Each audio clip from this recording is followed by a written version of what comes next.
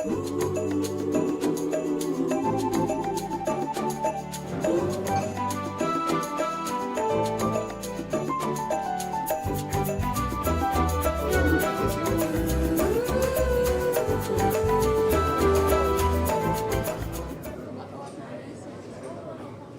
I have a tissue also, please?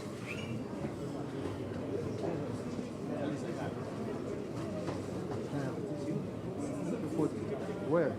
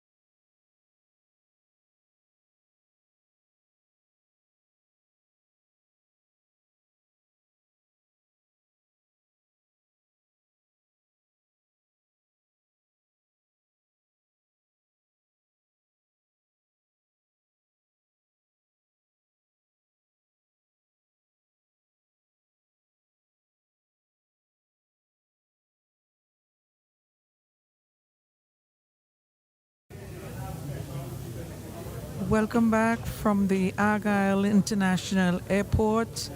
We are here awaiting the final statement, the communique that has been prepared following the meeting between the leaders of the Republic of Guyana and Venezuela. Of course, this meeting, or several meetings as a matter of fact, would have taken place this morning. And now at the end of a very long day, we expect to hear just what the outcome of these discussions were. And in a few moments from now, we expect hear the outcome, as mentioned by Teresa.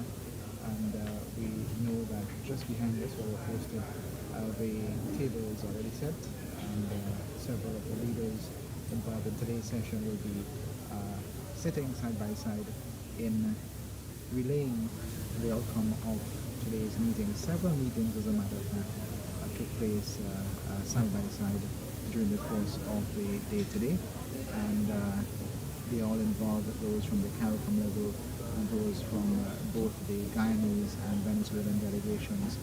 So we know that there may be several things to report on at this particular press briefing, which we are moments away from here at the Argyle International Airport.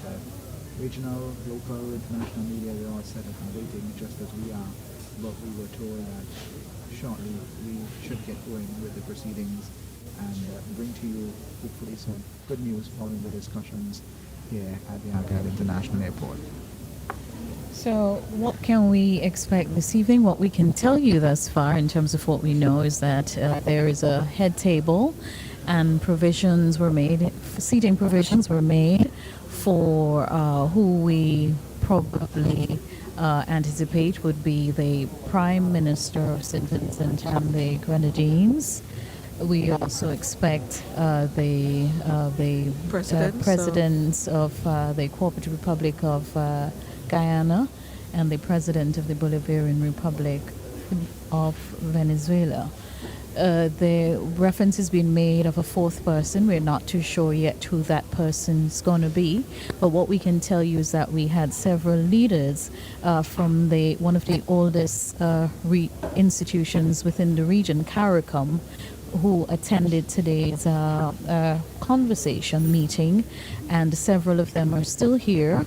And we are not sure, but we believe there will be some presence of some sort at this evening's press conference from all those who gathered here earlier on today for this session.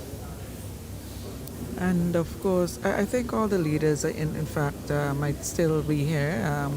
We have not seen any activity in respect of aircraft leaving, aircraft that would have brought them in initially. We have not seen any departing. So we are assuming that they are in fact still here. Everyone is still here. Most people, of course, will be leaving later this evening. We are absolutely unaware of what the contents of the presentation that we are waiting will be. We don't know. We have not been apprised of the outcome of today's big meeting between the leaders, of course, facilitated by Prime Minister Dr. Ralph E. Gonsalves. So we are awaiting that presentation, that statement, if you may. Not sure whether questions will be allowed or facilitated as well. Nonetheless, we do expect to hear that statement in a very short while. Lots of other side meetings took place during the day, lots of excitement, lots of other side shows. It has been a very interesting and long day. Yes, indeed, it has been. And I was going to make the point that even though it has gone past 7 here in St. Vincent and the Grenadines, most of the journalists have remained in place, which is indicative of the priority and the importance of such a venture, which was held today here at the Argyle International Airport. We certainly, I think everyone is eager, anxious to hear what took place. We've been sharing with you the photos and trying to capture the moment as things were unveiled today throughout the course of the day. And it's I think everyone is waiting now with bated breath to hear what are the final outcomes. Has there been a resolution? What will happen hereafter? All of these questions, I'm sure, will be answered this evening. Yes, and while we're doing that, we're seeing a live shot of the room, and you can just see the anticipation of those who are gathered right behind where we are sitting. And of course, those are all members of the media, particularly visiting media. There are a few local media practitioners in the mix as well. But I can tell you that it's quite a crowded space, for want of a better expression, this evening, as the anticipation is certainly building to what this press briefing will reveal as to the outcome of the various discussions that took place during the course of the day today. As mentioned, several discussions, varying topics and between different delegations took place over the course of the last few hours. And we have been making sure that we capture the happenings for you on social media as well. So you can visit our social media page, particularly for the National Broadcasting Corporation, and shared across the two partners in this broadcast, API and VC3. And you can see the other happenings and the outcomes of those meetings. We will find out during the course of the next few minutes, we hope. And of course, just a reminder as to why we are here this evening, why we have been here all day.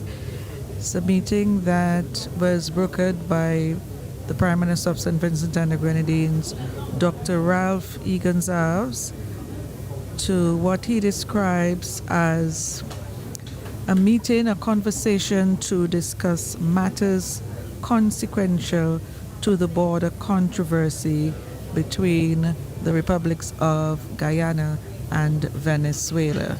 Several CARICOM leaders, of course, having come into the island to be a part of this conversation. As Dion John would have mentioned earlier on, we had leaders from Bahamas, Barbados, St. Lucia, Dominica, in the person of Mr. Skerritt, yeah, who is the current chairman of CARICOM.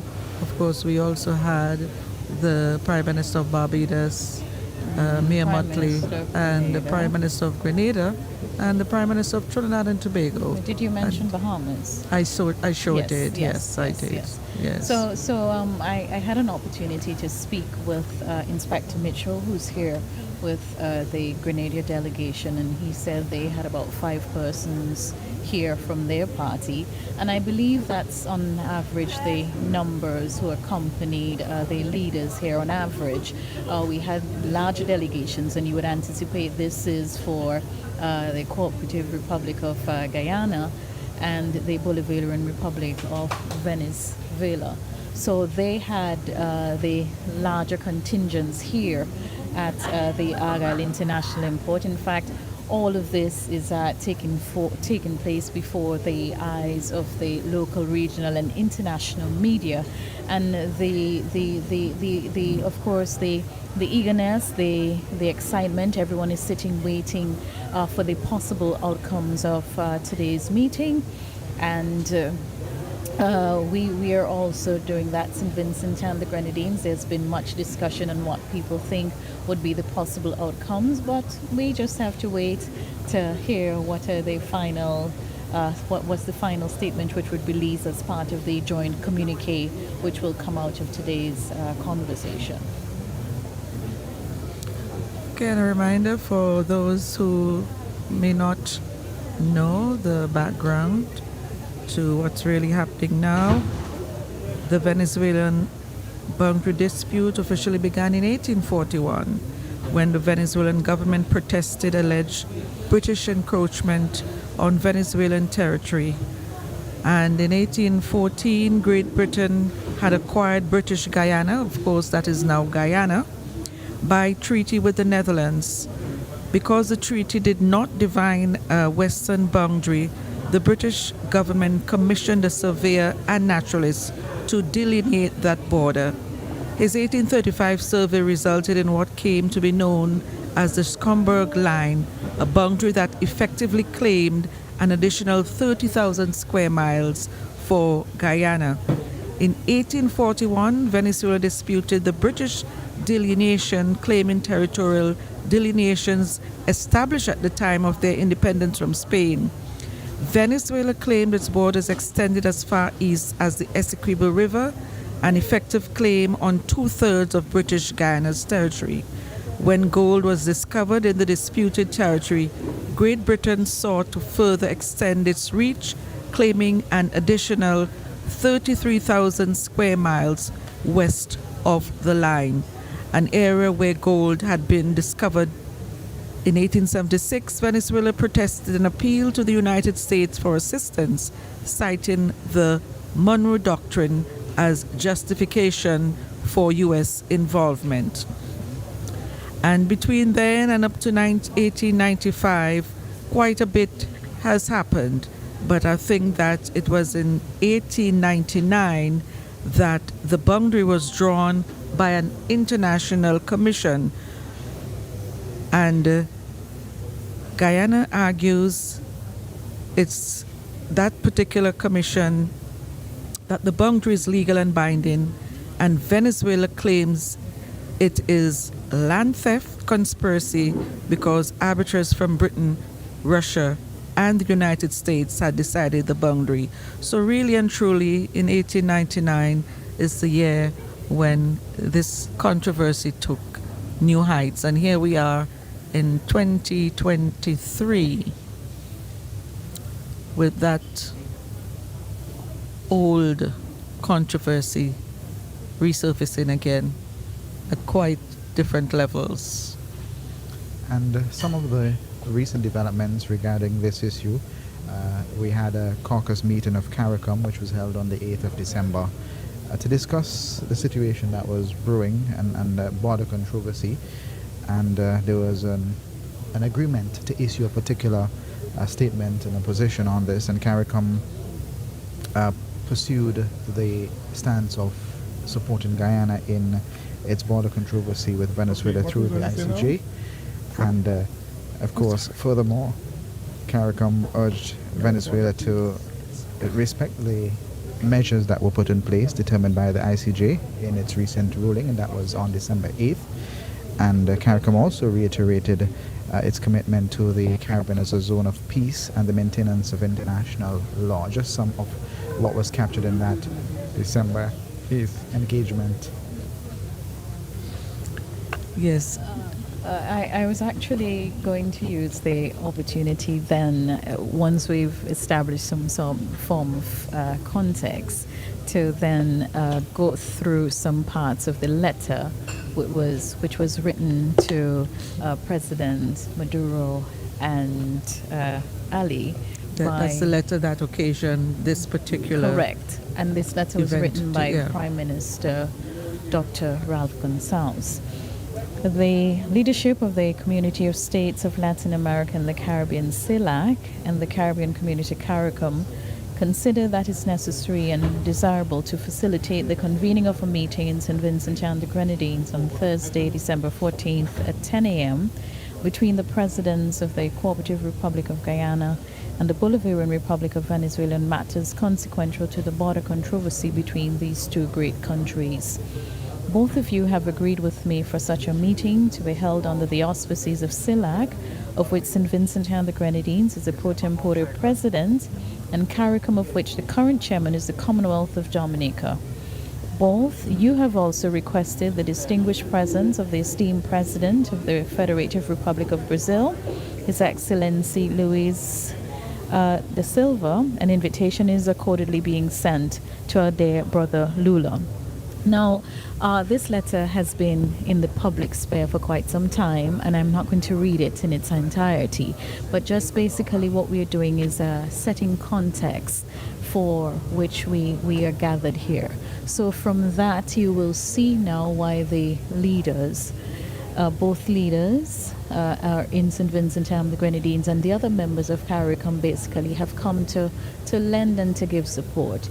The chairman of CARICOM is also here, and you note as well that there has been involvement in terms of CELAC, and the office of CELAC for the moment is headquarters in St. Vincent and the Grenadines, because the secretariat, I should say, because we are now the pro tempore president of CELAC, which we will hold until I believe March 1st of next year.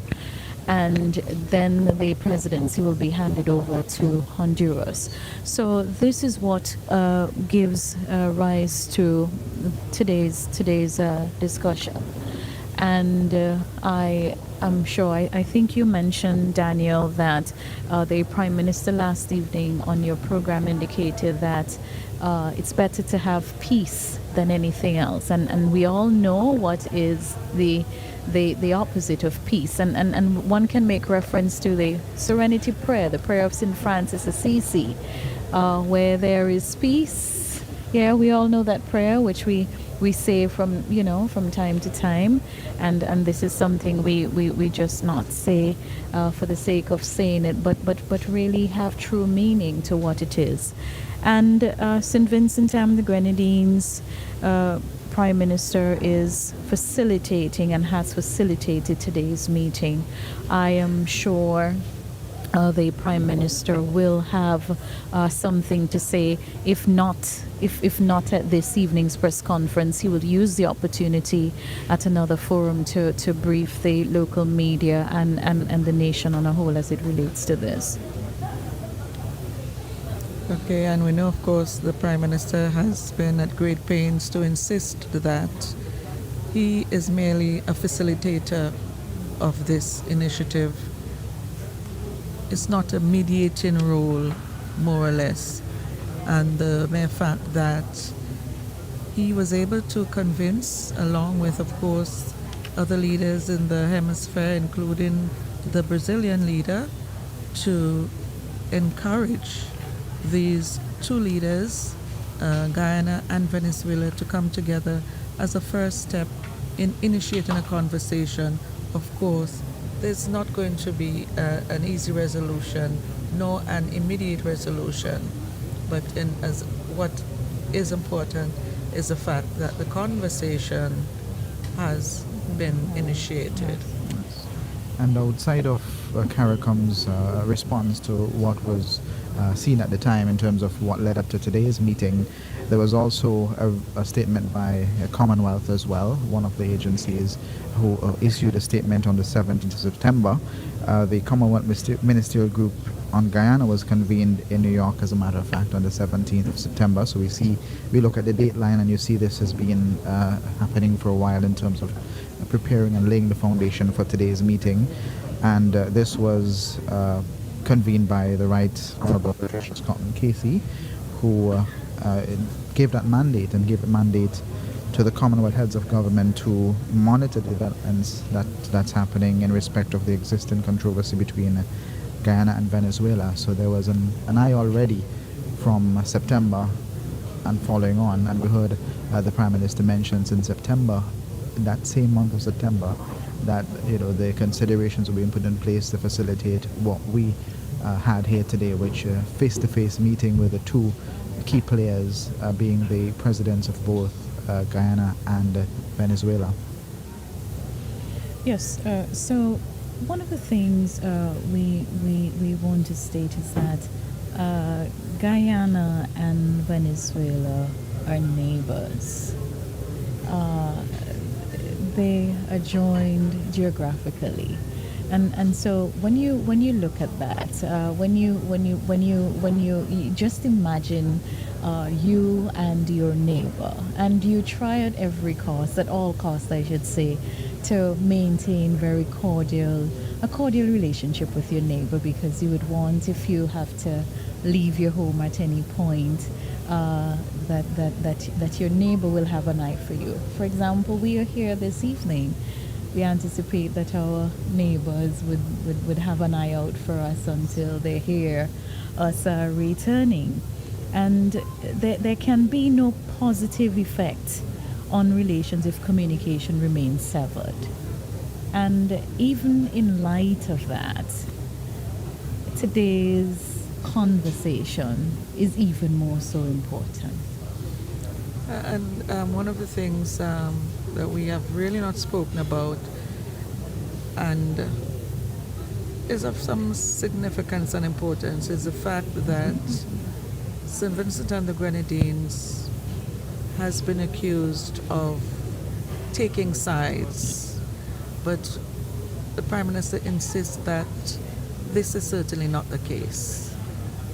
St. Vincent and the Grenadines is in fact friends with both Guyana and Venezuela, and what the Prime Minister is doing is leading through his presidency of CELAC the pro tempore presidency of CELAC, he is leading with the objective of securing the region, because so many things are at stake should these negotiations, should these talks fail.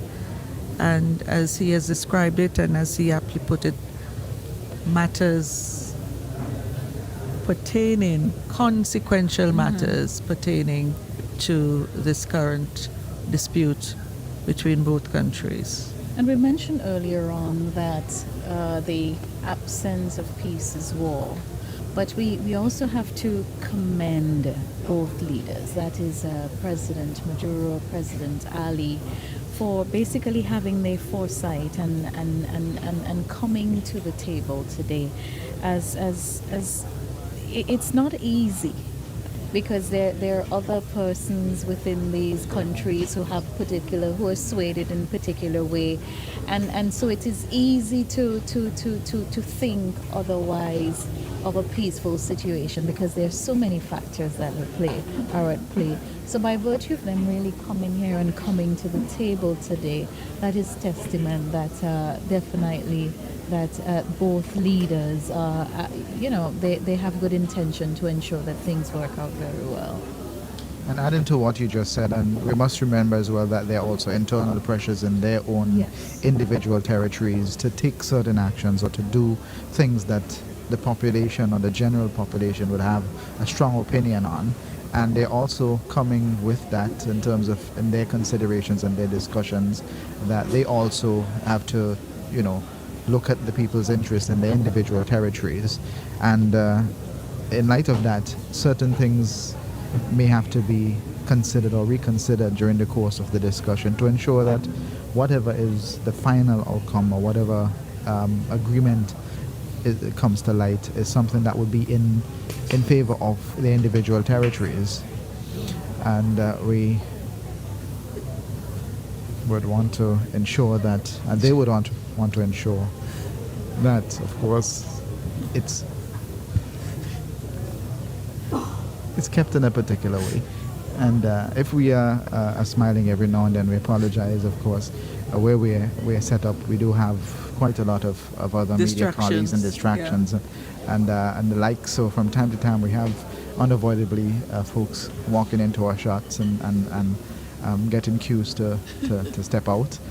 So if we do have that, we do apologize. But we're dealing with a very, very serious matter, and we want to make sure that we establish the fact that this event, what we're having today, a historic one, that we've been waiting all day for the outcome of the meetings, in particular the face-to-face discussion with the presidents of Venezuela and of Guyana. And moments from now, I would hope, we shall find out the fruits of those discussions. As you know, it doesn't take one day, and I don't anticipate that this will end today. I believe the conversations will continue after today into tonight. There will be discussions, the several discussions, and we don't anticipate that this is all going to end today. I don't believe that things are going to, but of course, now that you have the platform in place, this of course is a critical step in the right direction. And if we're going to maintain peace and stability and secure resolution, this is definitely leading on the right path. So as we await the statement, communique, what have you, I think we had in our view a short while ago Ambassador John. I don't know where he has disappeared to. It would be nice if we can get him to have a chat for his comments on today's meeting, because I know he would have been very actively involved and probably be in a position to give us an insight as to what transpired and what we can expect. So I think Dion has gone searching and hopefully we can. He did come by in an informal way, but we do hope that we will get him back to relay some of the sentiments as it relates to today's meeting. But Teresa, an important player in today's meeting is United Nations. The Secretary General was not able to be here physically today, but in his place he sent the chef de cabinet, which is in essence a cabinet secretary to represent him. And today we had in our presence Mr. Rattray, a Jamaican, a Caribbean man who hosts that portfolio as chef de cabinet. And we are, of course, hoping that he was, quite visible in that meeting. We were not able to get into that room, unfortunately, or see, what happened behind those doors. That meeting was a private meeting, and we expect the release or the briefing that would come in a few minutes from now to relay what needs to be relayed to the public in terms of the outcome of that meeting. While we did see images of both presidents shaking hands, we did not hear any particular separate statement from them if they were issued, and the expectation is that we'd have a unified voice at the end of the event today. So just in case you're joining us, you're viewing and you're listening to us on the various platforms on the National Broadcasting Corporation, NBC Radio, you're viewing by way of the platforms of the Agency for Public Information, VC3 Television, and also the National Broadcasting Corporation social media page. We do hope that you continue to follow our pages. We will have updates if needs be. Even after our press briefing, our content will continue to reflect the happenings as it relates to today's briefing, as we see some shots of the media already in place and awaiting the cues from those who are charged with the responsibility of handling the media. And momentarily we expect to have at least the leaders, two presidents, sitting side by side at one table and issuing a statement as it relates to the meeting or meetings that transpired earlier today. And while we have not ourselves heard anything official from that particular meeting, we do know that both the presidents of Guyana and Venezuela have in fact briefed their media at some point, their respective media, because they all came with huge contingents from their respective territories. So we know that they at least have an idea of what's happening. Ambassador John has joined us, and hi. It's been a long day. It's been a very long day. And how did it go? How did it go, would you say? No, I think it went well. We have a declaration that both sides have agreed to. It was subject to extensive negotiation, of course, but I think we have a document that speaks to the desire for both parties to continue the dialogue and also to maintain in the Caribbean and Latin America as a zone of peace. Okay, and you are not willing to go into any details about... Well, the Prime Minister and the two presidents will be at a press conference shortly, and I would prefer on the matters related to the declaration that they deal with the content. Okay, so how important and significant would you say that this particular forum has been? I think it was important, and coming out of this meeting, there's a commitment to dialogue. And anytime there's a commitment to dialogue, we could consider it a success when there is obvious conflict between states. What was the atmosphere, the environment like in the setting? I think surprisingly, both countries came with a desire to dialogue.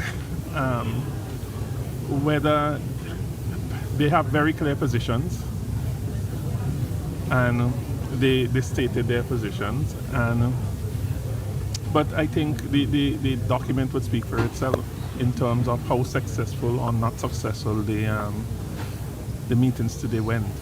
And I think the conclusion that will be drawn generally would be that it was successful based on the content of the statement that they would read, the principals would read when they come out to meet with the press. Okay, so does the statement outline specific actions to be taken? Teresa.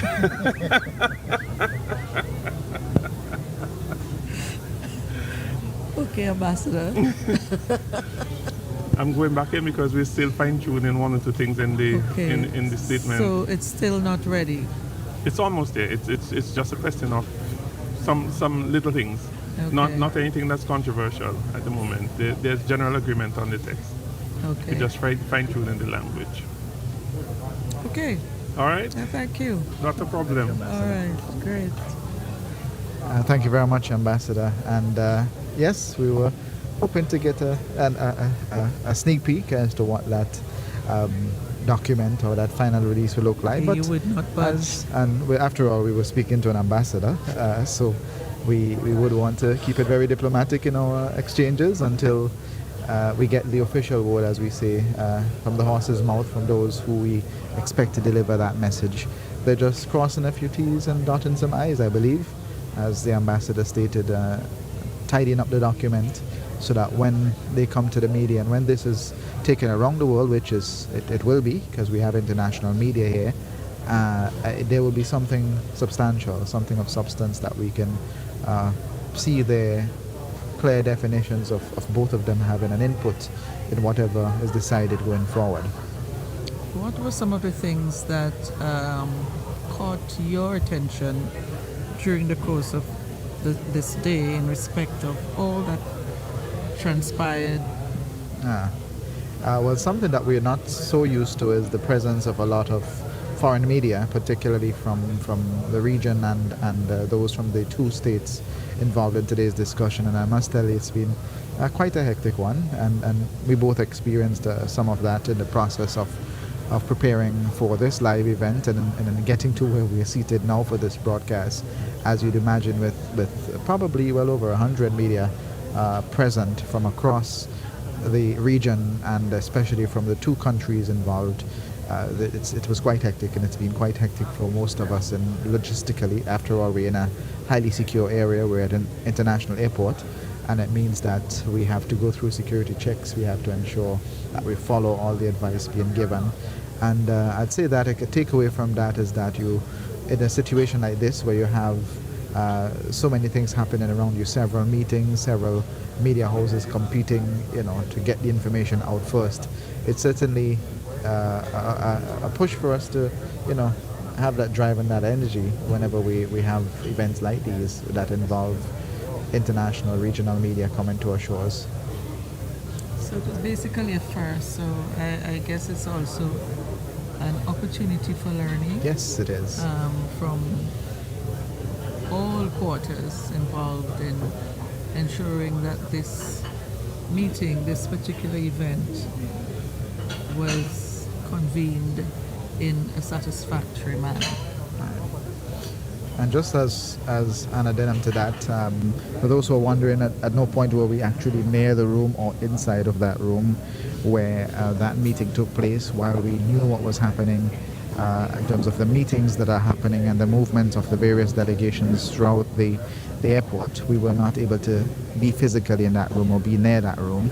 But we are happy that we are still here with you, and we can report that momentarily, as the I's are being dotted and the T's crossed, that we will get some sort of update as to the outcome of the fruits, I should say, of today's discussions at those various meetings.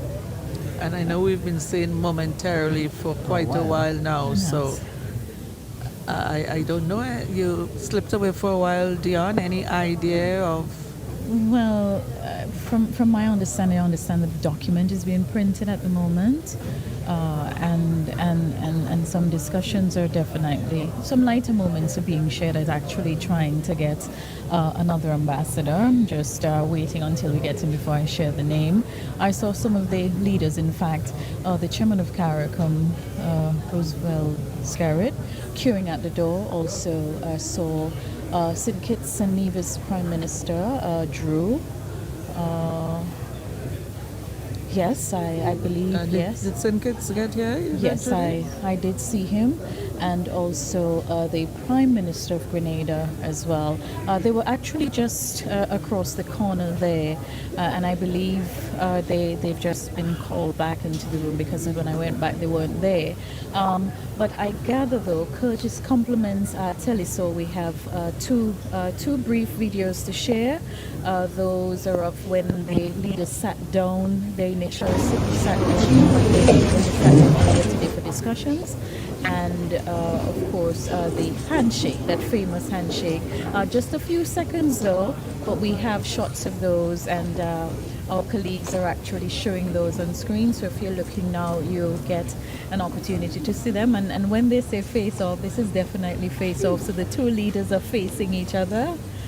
So the two leaders are facing each other to have a sit down, and the other leaders of CARICOM and the other members of their delegation are seated around the table. And I really hope for the world and for the region that they had very fruitful and productive discussions today. I'm really hoping that that's the outcome we're going to hear about this evening. So that's the leaders facing each other.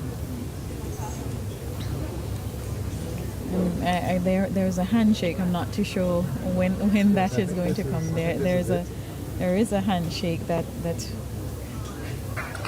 there's a handshake as well. And please bear with us. We continue to struggle with persons walking across our live video, but there's absolutely nothing we can do about that at the moment. And there the leaders shaking hands to the applause of all the other persons in the room. We see President Maduro being greeted there by by Prime Minister Mia Mottley of Barbados. And there it is, that handshake and the applause. Leaders of CARICOM there. So and yeah, so we anticipate that they will come out of so they're in the VIP room at the moment as we speak, where I believe some changes, and as Ambassador, I'm not sure if he said that, but the changes, and of course reworking they were changing whatever lines and language, and that's the sensitive part of this. Is not just putting together a statement like that. You have to make sure that everything is in sync and everything is according to what the parties want to express. So every I has to be dotted, every T has to be crossed. And that historic moment, I think we can say that, where that handshake was shared between both leaders, if that's an indication of what we'll hear in a few minutes from now, certainly something positive to look forward to. But we still wait for that, and the finality of that statement will say or chart the way forward in how this particular controversy is approached as it relates to the Cooperative Republic of Guyana and the Bolivarian Republic of Venezuela. It is something that is not going to be fixed with one meeting. We know that, and we've heard that statement. We heard the Prime Minister did mention that it's a step in the right direction, and having both leaders at a single table, and interestingly enough, they were facing each other in the shots that we just saw a while ago. Having them face to face and interacting with each other is a step in the right direction. What do you think the mood was like in that room after the handshake? I mean, apart from the applause, what do you think? We can't think, but we did ask Ambassador John that. What did you say? I think there was a sense of relief to an extent, in terms of the fact that they were able to shake hands and at least agree to shake hands, because these sort of things can be quite difficult. The fact that you are a controversy that has gone global, caught the attention of a lot of international agencies, and to the point where the United Nations has sent a senior member to be at this particular meeting.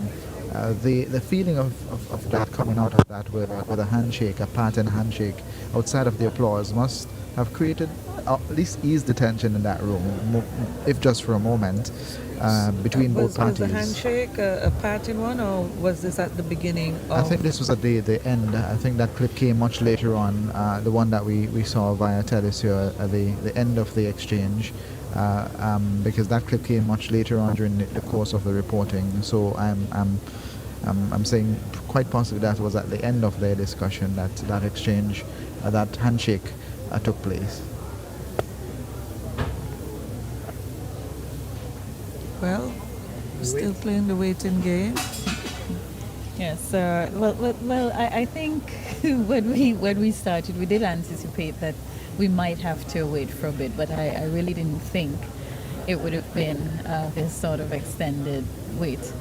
But we see some of the officials who arrived earlier on are coming out and now having a look at the room where we are seated and trying to say hi, hello. And this also today also presented an opportunity for persons who interact within the path of government throughout the region, or to have conversations, because you did see a bit of that taking place as well, you introducing yourself and meeting new colleagues and so forth. So there was a bit of that camaraderie on all fronts here this evening. Well, earlier today and leading into the night, as you see persons are mingling, I suppose, with one aim in mind. What happened today? Well, we did see quite a few rekindling of relationships, media relationships across the region, and I can tell you that I did witness at least two during the course of the day today. While we were waiting, of course, we had that opportunity to socialize and meet our regional media colleagues and get to exchange contacts in the process. And outside of the background meetings, the meetings that were happening while we were waiting, we were able to also make those connections for the way forward. And it was also an opportunity for the younger journalists and younger media hopefuls to make new contacts, see how others do their work, and experience the field on a much larger scale. And I probably can speak in the case of NBC for us. We do a lot of regional news, and we had an opportunity to network today in a wonderful way, without having to even get on a plane to do that. And we were able to gather several numbers from our regional colleagues who are here. So then you can have a more personalized story when you have. So instead of going to a website and just pulling a story from that website, you can now liaise with your colleague which you've met from Barbados, from Guyana, from where some of the other countries we interacted with today. I can't remember. St. There was Lucia? someone. We had St. Lucian media here as well, and also the Barbadian media. We had the Nation. We interacted with a few of our friends from the Barbados Nation, Yes. who were quite visible on the Yes. ground today and doing their bit and covering for their individual platform as well. And did get to cross paths with a correspondent from Telesur, who provided updates, of course, for Telesur International, Telesur English, back to Venezuela and the other Latin American countries. And it was certainly an opportunity for us to meet others while the serious meetings were happening behind the scenes. Well, we can probably take a break and go back to the respective studios for the time being. What we will use the opportunity to do, if we're definitely not coming back with the actual start of the press conference, is to try to locate that person who we want to bring on set to have a conversation with us. So we're going to return you now to your respective studios as we take a break from our broadcast until we resume in the not too distant future.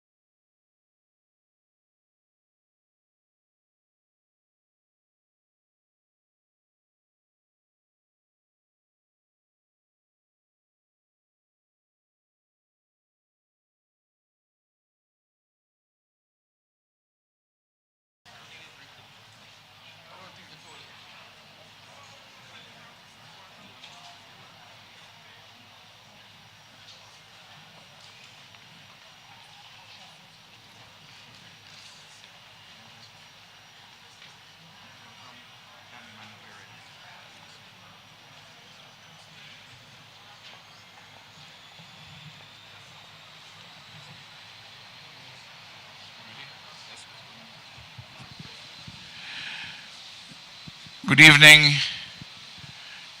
ladies and gentlemen of the media. First, I'd like to apologize for keeping you waiting. The second thing I will say at the very beginning is that I will read the joint declaration of Argyle for dialogue and peace between Guyana and Venezuela. And at the conclusion, there will be no questions. The declaration will speak for itself. There are copies of the declaration which are being printed at the moment for members of the media. As you are probably aware, at the head table with me, Prime Minister Roosevelt Skerrit of the Commonwealth of Dominica, the current chair of CARICOM, the Prime Minister of Barbados, Mia Mottley, and we have our brother, the personal envoy of President Lula of the Federative Republic of Brazil, my dear friend Celso Amorim. The declaration, the joint declaration of Argyle for dialogue and peace between Guyana and Venezuela reads as follows. On Thursday, December the 14th, 2023, in Argyle, St. Vincent and the Grenadines, His Excellency Irfaan Ali, President of the Cooperative Republic of Guyana, and His Excellency Nicolas Maduro, President of the Bolivarian Republic of Venezuela, held discussions on matters consequential to the territory in dispute between their two countries. These discussions were facilitated by the Prime Minister of St. Vincent and the Grenadines and pro tempore President of the Community of Latin American and Caribbean States, CELAC, Dr. the Honorable Ralph E. Gonzalez, and the Prime Minister of the Commonwealth of Dominica and Chairman of the Caribbean Community, CARICOM, the Honorable Roosevelt Skerrit. Prime Ministers Gonzalez and Skerrit, together with His Excellency Mr. Celso Amorim, Special Advisor and Personal Envoy of His Excellency Luis Inácio Lula da Silva, President of the Federative Republic of Brazil, acted as principal interlocutors. Also present were the Honorable Prime Ministers of the Caribbean Community, namely the Honorable Philip Davis, Prime Minister of the Bahamas, the Honorable Mia Motley, Prime Minister of Barbados, the Honorable Deccan Mitchell, Prime Minister of Grenada, the Honorable Philip J. Pear, Prime Minister of St. Lucia, the Honorable Terence Drew of St. Kitts and Nevis, and Dr. the Honorable Keith Rowley, Prime Minister of Trinidad and Tobago.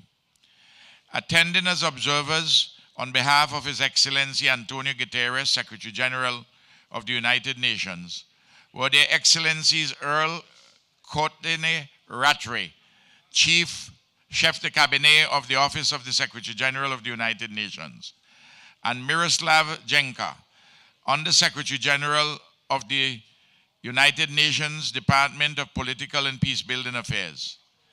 In addition, His Excellency Alvaro Leyva Duran, Minister of Foreign Affairs of the Republic of Colombia, and Mr. Gerardo Torres Zelaya, Vice Minister of Foreign Affairs of the Republic of Honduras in his capacity as CELAC Troika, also participated.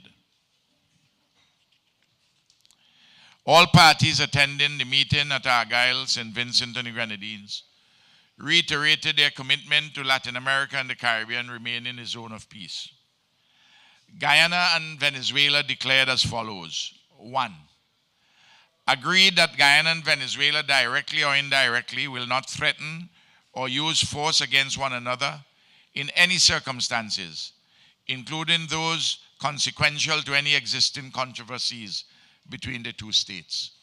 2. Agreed that any controversies between the two states will be resolved in accordance with international law, including the Geneva Agreement dated February 17, 1966. 3. Committed to the pursuance of good neighborliness, peaceful coexistence, and the unity of Latin America and the Caribbean. 4. noted Guyana's assertion that it is committed to the process and procedures of the International Court of Justice for the resolution of the border controversy, noted Venezuela's assertion of its lack of consent and lack of recognition of the International Court of Justice and its jurisdiction in the border controversy. 5, agreed to continue dialogue on any other pending matters of mutual importance to the two countries. 6, agreed that both states will refrain, whether by words or deeds, from escalating any conflict or disagreement arising from any controversy between them. The two states will cooperate to avoid incidents on the ground conducive to tension between them. In the event of such an incident, the two states will immediately communicate with one another, the Caribbean Community, CARICOM, the Community of Latin American and the Caribbean, CELAC, and the President of Brazil to contain, reverse, and prevent its recurrence.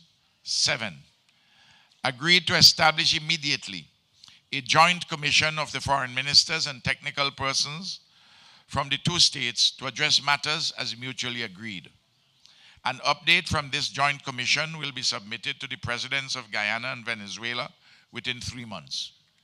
8, both states agreed that Prime Minister Ralph E. Gonsalves, the pro tempore president of CELAC, Prime Minister Roosevelt Skerrit, the incumbent CARICOM chairman, and President Luis Inácio Lula da Silva of Brazil will remain seized of the matter as interlocutors, and the United Nations Secretary General Antonio Guterres as observers, with the ongoing concurrence of Presidents Irfaan Ali and Nicolas Maduro. For the avoidance of doubt, Prime Minister Gonsalves' role will continue even after St. Vincent and the Grenadines ceases to be the pro tempore president of CELAC, within the framework of the CELAC Troika +1. And Prime Minister Skerrit's role will continue as a member of the CARICOM Bureau.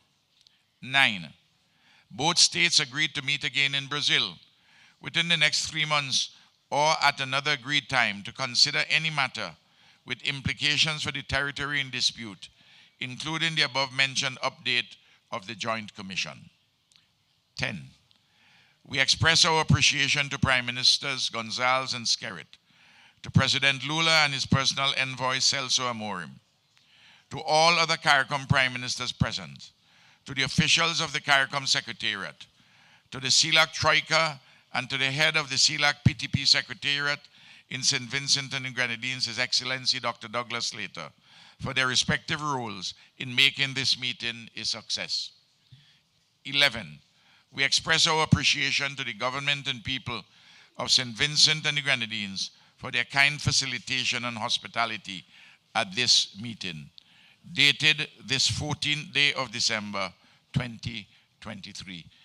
Ladies and gentlemen of the media, that's the statement, that's the declaration, the joint declaration of Argyle for dialogue and peace between Guyana and Venezuela. And we thank you very much for your presence and your forbearance. May Almighty God continue to bless all of us.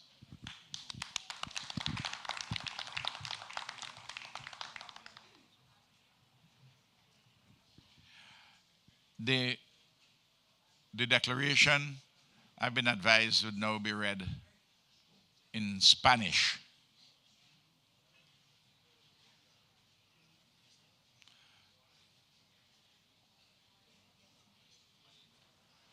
Pero eso no es para allá, ¿sí? Declaración conjunta de Argyle por el diálogo y la paz entre Guyana y Venezuela. El jueves 14 de diciembre de 2023 en Argyle, San Vicente y las Granadinas, Su Excelencia Irfaan Ali, presidente de la República Cooperativa de Guyana, y Su Excelencia Nicolas Maduro, presidente de la República Bolivariana de Venezuela, mantuvieron conversaciones sobre asuntos consecuentes al territorio en disputa entre sus dos países. Estos debates fueron facilitados por el primer ministro de San Vicente y las Granadinas y el presidente pro tempore de la Comunidad de Estados Latinoamericanos y Caribeños, CELAC, Dr. Ralph Gonsalves, y el primer ministro de la Commonwealth de Dominica y presidente de la Comunidad del Caribe, CARICOM, Roosevelt Skerrit.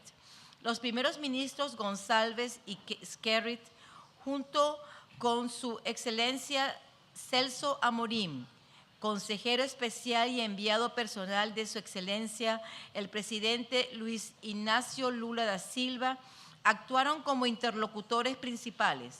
También estuvieron presentes los honorables primeros ministros de la Comunidad del Caribe, a saber, el honorable Philip Davis, primer ministro de Bahamas, la honorable Miamor Motley, primera ministra de Barbados, el honorable Deacon Mitchell, primer ministro de Grenada, el honorable Philip Pierre, primer ministro de Santa Lucía, el honorable Terence Drew, de San Cristóbal y Nieves, y el doctor Keith Rowley, primer ministro de la República de Trinidad y Tobago. Asistieron en calidad de observadores en representación de su excelencia Antonio Guterres, secretario general de las Naciones Unidas, sus excelencias Earl Courtney Rattray, jefe de gabinete de la Oficina del Secretario General de las Naciones Unidas, y Miroslav Jenka, secretario general adjunto del Departamento de Asuntos Políticos y de Consolidación de la Paz de las Naciones Unidas. Además, participaron el excelentísimo señor Álvaro Leiva Durán, ministro de Relaciones Exteriores de la República de Colombia, y el señor Gerardo Torres Zelaya, viceministro de Relaciones Exteriores de la República de Honduras, en su calidad de troika de la CELAC.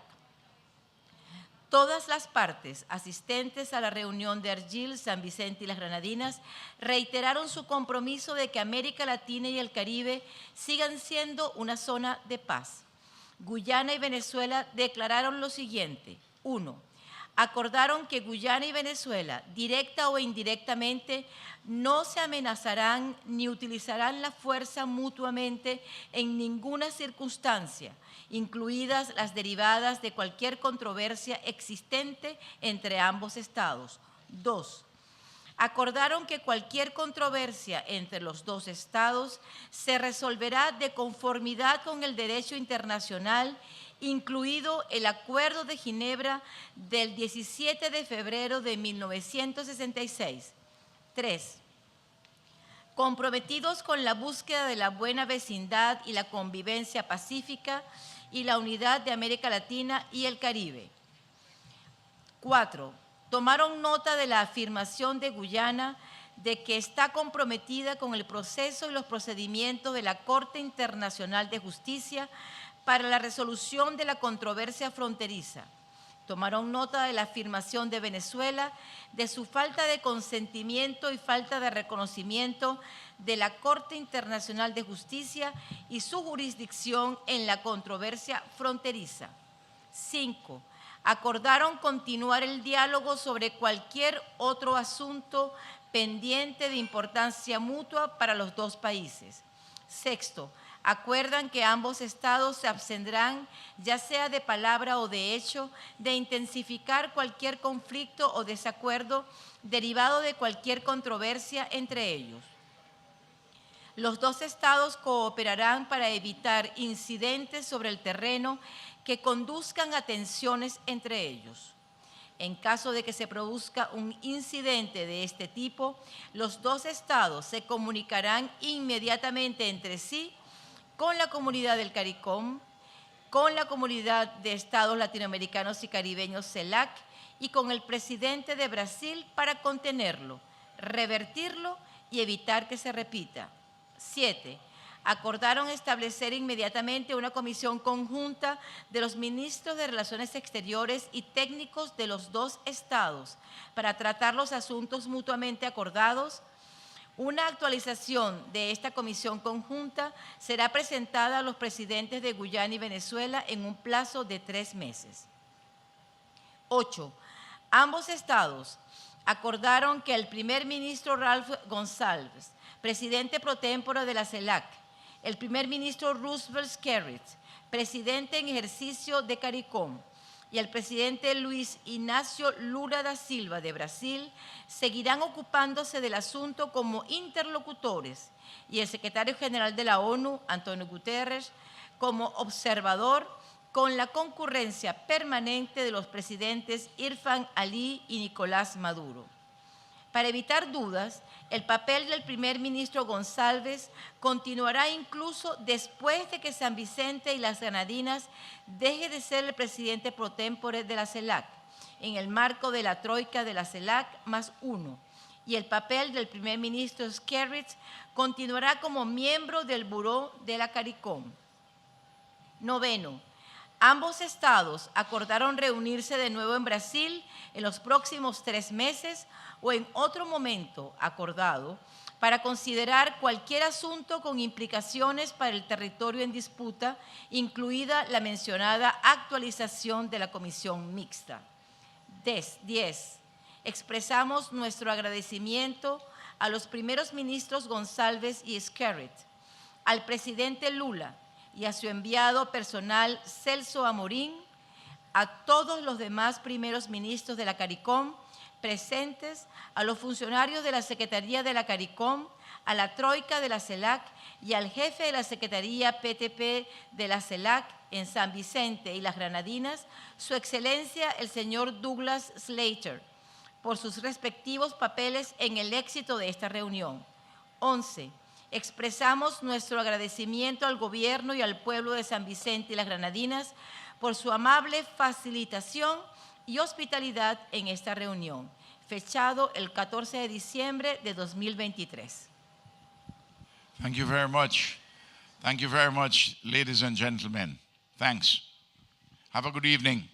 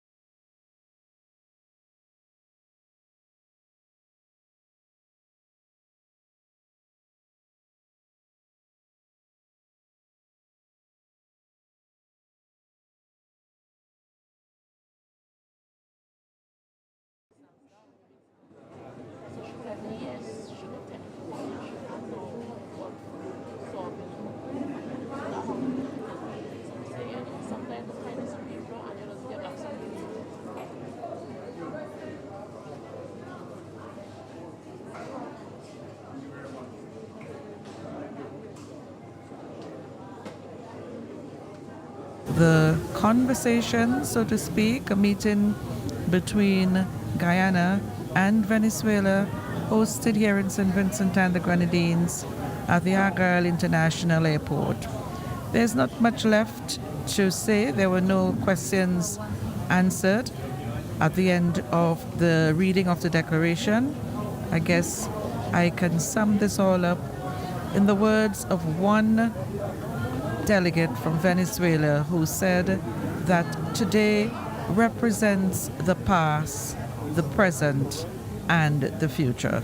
On behalf of Dion John, Colvin Harry, and the rest of the technical team, this is Teresa Daniel from the Argyle International Airport, returning you to Master Control. Do enjoy the rest of your evening.